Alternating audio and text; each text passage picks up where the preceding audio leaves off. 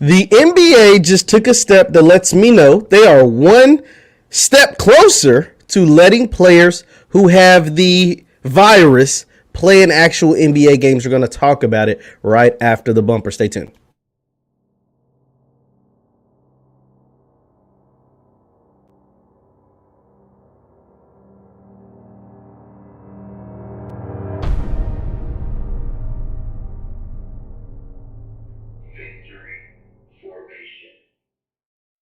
What's good people? Jeff Lightsy Jr. here with the Black Boss channel and Victory Formation. Thank you guys for tuning in. Be sure to hit the thumbs up button, like, share, subscribe, and the notification bell because we upload every single day. Now, the NBA just came up with the decision. The NBA and the NBAPA have come to a decision, an agreement that will cut down the days of quarantine NBA players who test positive for COVID-19 have to serve. And this is coming from ESPN.com. Let me go ahead and share my screen. Let me check something real quick. Share my screen. And we're going to read to you an article written by none other than Woj that's covering the NBA. It says, the NBA and the NBAPA near a deal to reduce 10-day quarantine for positive cases, sources say. The NBA and the National Basketball Players Association near an agreement to reduce the 10-day quarantine periods for COVID-19 positive players, sources told ESPN on Thursday. The arrangement, expected to soon be shared with teams, could return some players to active play as soon as 6 days based on their testing procedures, sources say. It's immediately unclear how the looming protocols change might impact rosters for the league's high-profile Christmas Day slate of games, slated for, of course, Christmas Day. The NBA, which is following a similar NFL protocol change, has been following the guidance of both league and union infectious disease specialists. The NBA has also been studying recent research in the UK and elsewhere. Like the country and the world, the NBA has felt the wrath of the Omicron variant, with Commissioner Adam Silver told ESPN's Malika Andrews NBA Today was responsible for as much as 90% of the recent rash of COVID cases. The NBA had 141 players enter into the healthy and safety protocol this season, including 127 in the month of December alone. There have been 130 player entries in December overall, as 3 players have now entered the protocol multiple times this month. Now, this is going to lead, what I believe, going to lead leagues, and I think it would happen sooner, but it's going to end up, what we're heading towards is kind of wild a little bit, because remember, when the virus first came out, we were supposed to quarantine for 14 days. That was the first thing. Then they told us when we get our jabs, you get your jabs, you won't be able to catch the virus, won't be able to spread the virus. Well, that's been debunked completely. I don't even want to get into that. And now it went from 14 days, then the jabs got released, and then it went to 10 days.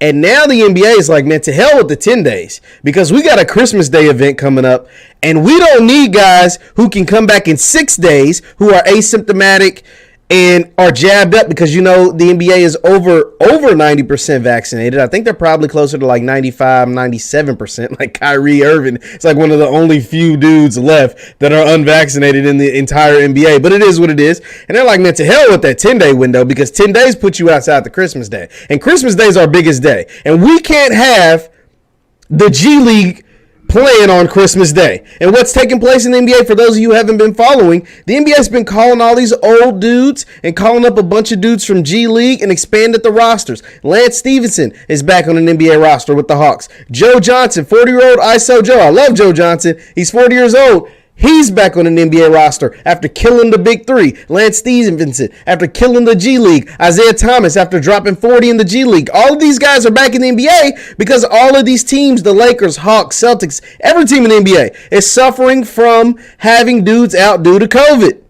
So they're calling all these old heads. They're stealing guys from the big 3. They're stealing guys from the G League. And they're like, man, we just got to fill a roster. Because if you don't have 8 players on your active roster, you can't play an NBA game by law of the NBA. So they've allowed teams to expand their rosters. They've allowed teams to go out and get these guys. And they're trying to make something happen with it. And now they're looking like they want to cut. And look, it's going to happen. It's not no looking like, because the NBA just can't suffer to have, ratings drop during Christmas Day games because there's a bunch of G League and Big 3 guys playing. So they can't have a ratings drop. So they're going to allow the quarantine to go. Remember, it went from 14, now it's at 10, and it's going to go from 10, at least for NBA teams, and probably NFL teams too, because they're having their own outbreak all over the NFL where quarterbacks are missing and all kinds of stuff. It's just bad. It's just a bad look for the league. There's nothing they can do because all the guys are vaccinated. All the guys have their 2 vaccines. They all taking it. Over 90% in the NBA. I think it's over 90% in the NFL. So it's really nothing they can do. They're double jabbed up, and they're still getting sick or still catching the virus because it's airborne. So the NBA is like, to hell with this 10-day thing. We're about to make it to where it's only 6 days because we need our guys back for our best teams to play on Christmas Day. We just can't have all these guys, our superstars of the league, out during Christmas Day and then potentially down the line during playoff games. See, that's the worst case scenario. The NBA continues to have these outbreaks because it just happening. Ain't nothing we can do. You can say wear your mask, do all that stuff. You can still catch the virus. You can say get the jabs and all that stuff. You can still catch the virus. It's just going to happen. It's just going to happen. You try to do what's best to prevent it, like, exercising or eating healthy or, social distancing or whatever. But, it's just going to happen.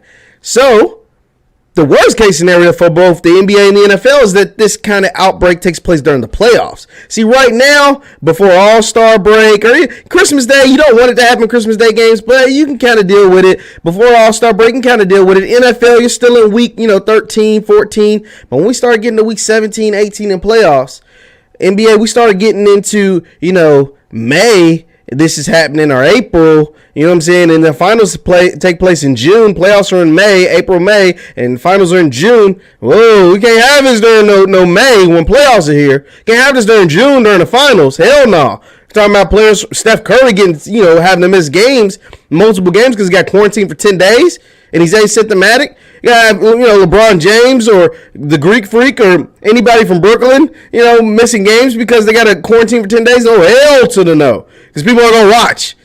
Steph Curry not playing for the Warriors in the finals, people ain't going to watch. Chris Paul not playing for the Suns in the finals, people ain't going to watch. Giannis Antetokounmpo ain't playing for the Milwaukee Bucks, people aren't going to watch. So, no, we can't have that happening. So that's why they're working with the Players Association. And I think this is one step closer to just letting guys play when they have COVID. Now, it's not ideal. Obviously, it's not what you want to do. But I think we're getting closer and closer to that. And an NBA player, someone brought this up. They brought this up about players playing with COVID. And I can't remember who said it. Who said this? I'm trying to find. Now who is the player that said it? Because they brought up the fact that you can play with the flu. Now, we all know a ton of people die from the flu every single year. We all know a ton of people get flu shots. Millions of people get flu shots every single year. Millions of people are succumbed to the flu every single year. But there's a ton of NBA players that get the flu that still play basketball games. One of Michael Jordan's best games came because he had the flu. The reason why people remember the game against Utah, Michael Jordan NBA Finals, he got 33 points while getting IVs because he had the flu. Last I checked, the flu is contagious. The flu is, you can spread the flu. That is very much contagious. That is very much an infectious disease. And hold on, what's going on? Alexa, stop. My Alexa is starting to go off. So, yeah. So there was an NBA player. I can't seem to find it. I cannot seem to find it. But he mentioned why can't we just play with, why can't we just play with, who said that? NBA player playing with, I'm trying to find who said maybe we should just play with now I'm not suggesting that, but I think we're getting super, super close to it taking place. Let me see. NBA player play with COVID. Let's see if we can find this. remixing. So now they're talking about moving games, moving stuff around. I can't seem to find the guy who said they should play with it. But there was a player who actually brought it up a few weeks ago. And I think the NBA is getting closer and closer to actually having that take place. Because what else can you do? Like, there's literally nothing else you can do. Everybody's got their vaccines. Everybody a lot of them got their boosters. And they're still getting it. The worst case scenario for both the NBA and the NFL is that this takes place during the playoffs. Is that this takes place there. Now, hopefully this is just a spike, because we've had different other spikes during this whole global pandemic. We've been going on 2 years now, and we've had different incidents of spikes taking place across the country and taking place around the world. And hopefully this is just one of those, and then we simmer back down. But the NBA and the NFL is going to take a hard look at this, because one thing they do not want to do, and one thing I know they won't do, they're not going back to a bubble. A bubble's not happening again. The guys, I don't think the players will stand for it. They're not going back to a bubble. The NFL, they're played outside, so there's nothing they can do.